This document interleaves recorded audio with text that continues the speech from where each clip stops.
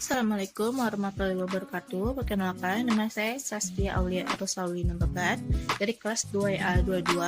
Saya akan menjelaskan materi tentang Unified Modeling Language untuk memenuhi tugas besar dari mata kuliah pengantar teknologi sistem informasi manajemen 2. Apa itu Unified Modeling Language?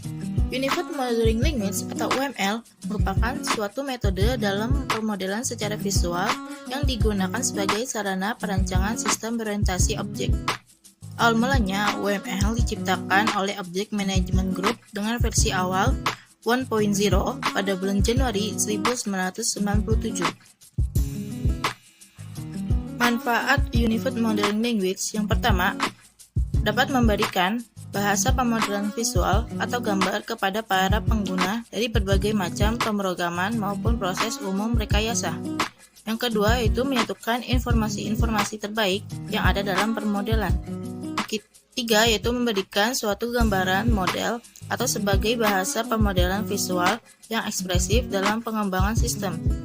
Yang keempat, tidak hanya menggambarkan model sistem software saja, namun dapat memodelkan sistem berorientasi objek. Yang kelima, mempermudah pengguna untuk membaca suatu sistem. Yang keenam, itu berguna sebagai blueprint. Jelas ini nantinya menjelaskan informasi yang lebih detail dalam perancangan berupa coding suatu program. Berikut ini adalah jenis-jenis Unified Modeling Language. Pertama, ada use case diagram. Use case diagram merupakan diagram yang digunakan untuk membuat model semua bisnis proses berdasarkan perspektif pengguna sistem. Diagram ini terdiri dari use case dan aktor. Sebagai contoh, pada sebuah bank, customer hanya dapat mengakses check balance, deposit funds, withdraw cash, transfer funds. Lalu teknisi ATM hanya dapat mengakses maintenance dan repair. Sedangkan untuk karyawan bank dapat mengakses check balance, deposit funds, withdraw cash, transfer fund, maintenance, dan repair. Lalu ada activity diagram. Activity diagram merupakan sebuah diagram yang dapat memodelkan berbagai proses yang terjadi pada sistem. Sebagai contoh, itu sistem pengiriman paket CV Kilat Jaya. Pelanggan akan membuka website, sistem akan menampilkan halaman website. Lalu, pelanggan akan memilih menu tracking paket. Sistem akan menampilkan halaman tracking paket. Lalu, pelanggan akan masukkan nomor resi. Sistem akan mengecek apakah data tersebut benar atau salah.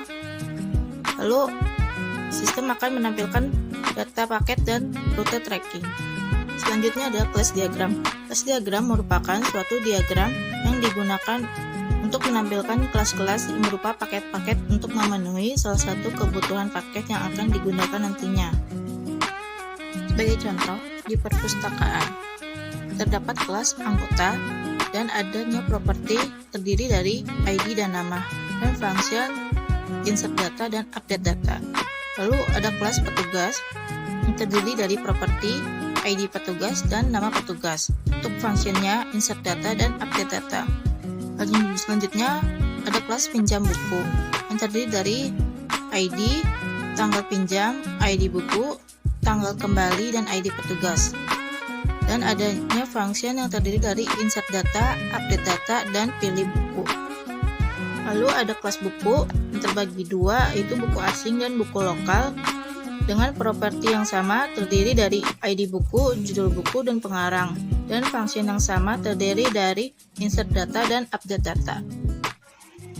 Sekian materi dari saya, kurang lebihnya mohon maaf. Wassalamualaikum warahmatullahi wabarakatuh.